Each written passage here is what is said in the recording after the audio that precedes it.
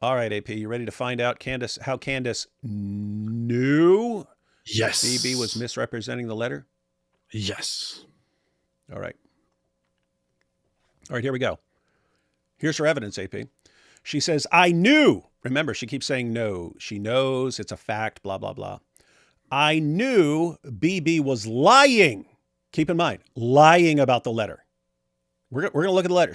I would love to see where he lied about the letter. But anyway, she says, I knew BB was lying about letter in May because Charlie would message me his concerns about Israel and send me his tweets he published to that effect. His tweets where he's concerned about Israel.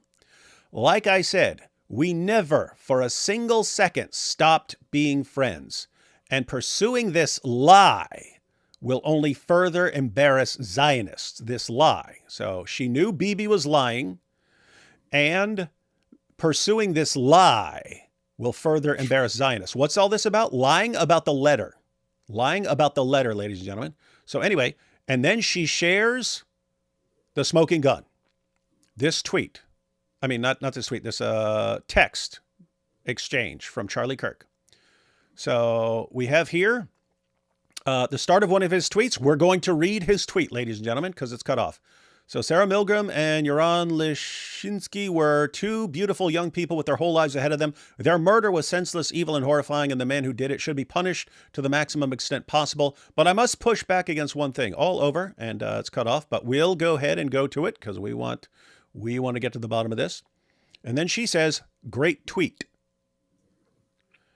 And then he says, he's got praying hands. And she says, speech censorship is coming to America. And he says, it totally is. AP, that was the evidence.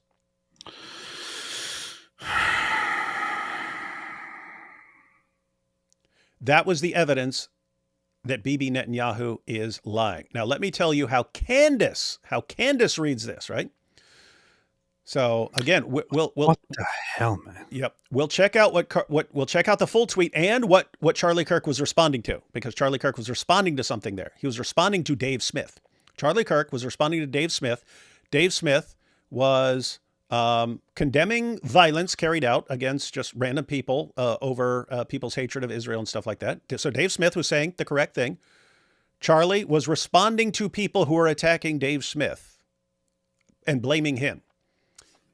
And so he tweeted this, and then Candace, this is the smoking gun. This is how Candace knows that Netanyahu is lying about the letter. I knew BB was lying about the letter. I'll tell you how Candace is reading this.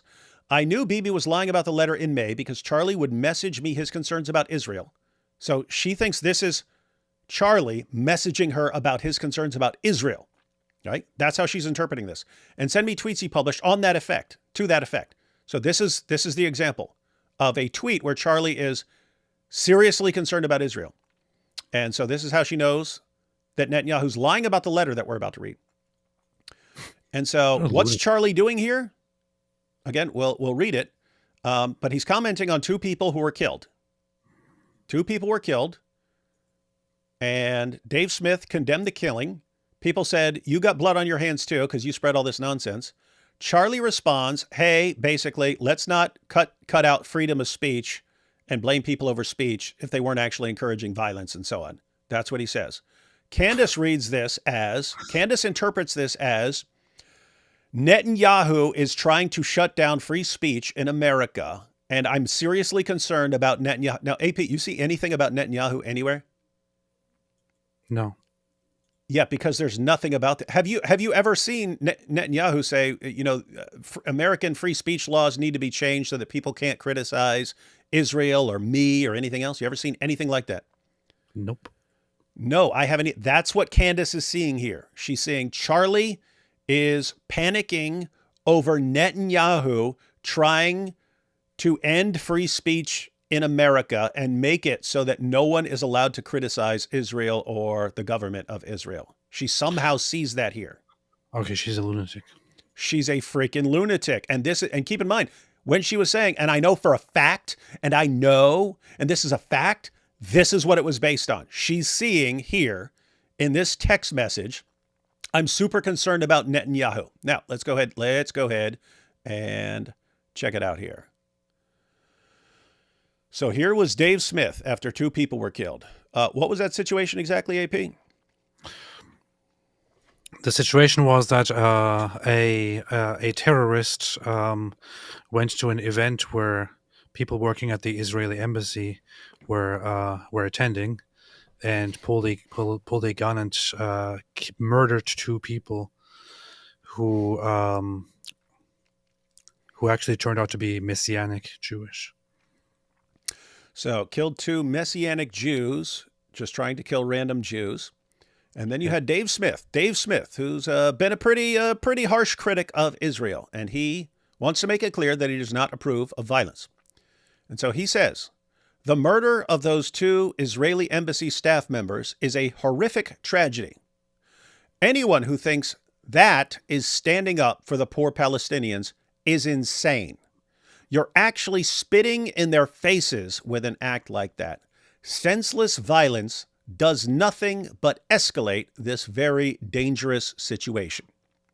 So that's Dave Smith, right? Now, people responded to Dave Smith. This is what Charlie is reacting to. He's not responding to Dave Smith. He's responding to the people who are responding to Dave Smith, because look at what they said. Shut up, Dave. You helped promote the same BS lies that this clown terrorist thought he was defending. You're not a political analyst. It wasn't senseless violence. It was thought out, methodical, and encouraged by vile accounts like yours. You and your like-minded people spreading blood libels are responsible for this murder, Dave. Blood libels always end in blood. I can promise you the vast majority of the poor Palestinians love it, love the killing of these Messianic Jews.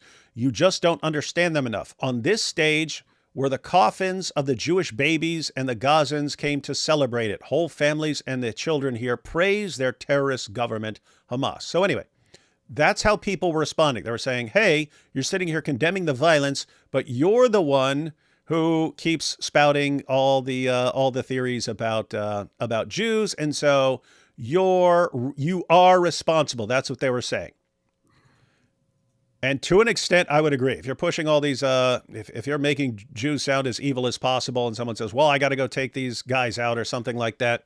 No, if you're not encouraging violence, or if you condemn the violence, you're not responsible. I'd say you play a role in an environment or something like that. You know there are violent people out there. You know there are people saying globalize the Intifada. They're talking about a violent uprising and stuff like this. With that said, if you're just condemning things and you're honest and you're accurate and stuff like that, I'd say you're not responsible. You're not responsible for the violence. But anyway, everyone blasting away at Dave Smith there. Everyone blasting away at Dave Smith. Charlie actually kind of defends him.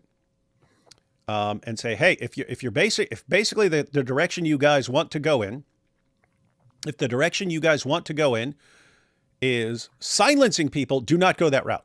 So do not silence critics like Dave Smith. So Charlie here says, Sarah Milgram and Yaron Leshinsky were 2 beautiful young people with their whole lives ahead of them. Their murder was senseless, evil, and horrifying, and the man who did it should be punished to the maximum extent possible. But keep in mind, he's the one who got violent. He says, but I must push back against one thing. All over X, I see claims that some people have blood on their hands, simply because they've made tweets attacking Benjamin Netanyahu, the Israel government, or the war on Gaza. So think about what he's saying here. Just because people on Twitter have attacked Benjamin Netanyahu or the Israeli government or the war in Gaza, people are saying these people have blood on their hands. Guess what? I agree with Charlie here. Just because someone is criticizing the war or the Israeli government does not mean you advocated violence. I partly agree with him. Yeah. I mean, I already said it, but if you're posting like deranged conspiracy theories, I don't know enough about Dave Smith to know what's being referred to when they're saying he has blood on his hands. If you're posting deranged conspiracy theories where Jews are controlling everything and they're taking over the world and I have to say the sort of stuff Candace Owens pushes, but they're evil. They're behind everything. They're trying to destroy you and stuff like that.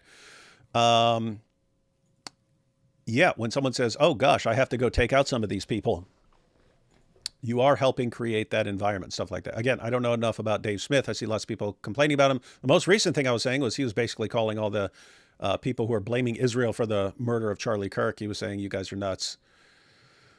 So he's not as insane as Candace Owens, but No, he's not. He's not as insane. He's just he is one of the people who like to misrepresent Israel and misrepresent what is going on right now, and he likes to ignore evidence as well, which is why I would say that he lies on occasion. But yeah, he's not as insane as Candace.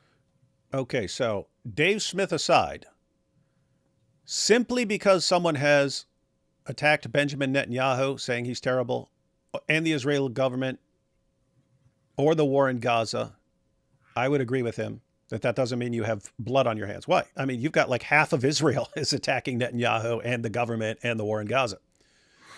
You wouldn't say they're responsible for people getting killed and so on. So anyway, it's going to depend. It's going to depend on what you're saying and whether you're speaking honestly and so on.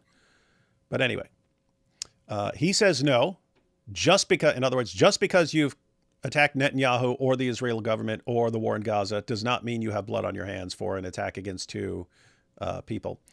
He says, I just came back from the UK. Every day there, 30 people are arrested for social media posts the government says are dangerous or offensive because they oppose things like mass migration or Islam. In the UK, people are arrested for silently praying or holding signs outside abortion clinics. There are people who want that same tyranny here. People who oppose, in Candace's minds, this is Netanyahu. Netanyahu wants a tyranny where no one is allowed to criticize him. That's what he's fighting for, although I just don't see it. But that's what Candace is seeing in this tweet. So he says, there are people who want that same tyranny here. People who oppose freedom of speech will always claim we need to act to prevent hate or stop violence. We must always oppose that. Just because an idea is provocative or even offensive does not make it violent. Speech is not violence, only violence is. So he's putting out a warning saying, hey, if you're condemning people for criticizing Israel and saying that's violence, be careful, because there are people who would want to say, hey, since speech is violence, we need to make speech illegal. We need to get rid of the First Amendment and so on. And we need to make it illegal to criticize the war in Gaza and so on. And he's saying, take the UK as a warning. You don't want the government to be able to tell you what dangerous speech is, because guess what? Guess what happens? If you let the government have that power, the government can say, you know what, your speech is dangerous, so you're not allowed to say it anymore. Once you do that, guess what? Every government's just going to use that to their advantage. Republicans would use that to outlaw speech that's critical of Republicans. Democrats would use that law to outlaw speech that's critical. Everyone would use it to their advantage, and all of a sudden, everyone is finding out that they're not allowed to say even completely true things. So he's saying the gist of the message is, hey, don't let this turn into blocking your right to speak. If you want to criticize Israel, criticize Israel. The government should not be stopping you from doing that. Candace Owens interpreted this as Benjamin Netanyahu is trying to block people from being legally allowed to criticize Israel or the war in Gaza. And Charlie Kirk is really worried about this. Charlie Kirk is really worried about Netanyahu ending free speech in America. And this is basically calling him out. That's how she interpreted all of this. She is completely insane, man. Completely, utterly, totally insane. And again, now that we've read it, ladies and gentlemen, now that we've read it in context, now that we've seen it in context, this is how she knew. Because keep in mind, she already said she knew, and it was a fact in her live stream. She said it was a fact. And look at what she says now. Now that we've read it, now that we've read what Charlie Kirk actually said. So Dave Smith says, I condemn this violence. I don't support violence. I criticize. People said, but you play a role because you're stirring up everyone against Jews. And so, look, someone did it. And Charlie Kirk stepped in and said, guys, do not start blocking speech. You need to be allowed to criticize. even if it's something offensive. Do not let the government take your freedom of speech. And Candace Owens sees this and says, I knew Bibi was lying about letter in May because Charlie would message me his concerns about Israel. Where was that a concern about Israel? And send me his tweets he published to that effect. Again, she interpreted that as Charlie being concerned about Israel. He was concerned about people in the United States of America making laws against freedom of speech. That's what he was concerned about. And send me his tweets he published to that effect. Like I said, we never for a single second stopped being friends, and pursuing this lie will only further embarrass Zionists. What lie? The lie about his letter being pro-Israel. She's 100% confident that the letter, if you read it, is condemning Israel for trying to silence Americans and end the First Amendment of the United States of America. Charlie caught on, and that is why he was killed, unless he was killed by his fellow Turning Point people who were upset that he was going to go on tour with Candace in her imagination. She's completely insane. You think? I had doubts. I had my doubts, and I thought to myself, "What doubts, man?" No, I had my doubts, and I thought that she's just that she's a big liar who just spins a narrative. But after seeing this, with her also putting this right out there, she's insane, man. She's not mentally well. Yep. And again, she was completely confident that this letter, that Netanyahu was lying about this letter.